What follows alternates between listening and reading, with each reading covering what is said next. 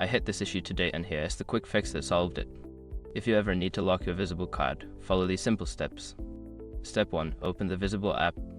Launch the Visible app on your smartphone. Make sure you are logged into your account to access your card settings. Step 2. Navigate to Payment Methods. Once in the app, find the Payment Methods section. This is usually located in the Account Settings menu. Step 3. Select your card. In the Payment Methods section, select the card you want to lock. This will take you to the card details page. Step 4. Lock your card. Look for the option to lock card on the card details page. Tap this option to secure your card and prevent any transactions. Step 5. Confirm lock.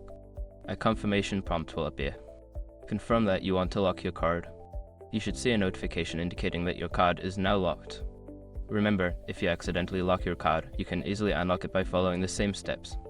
Happy securing!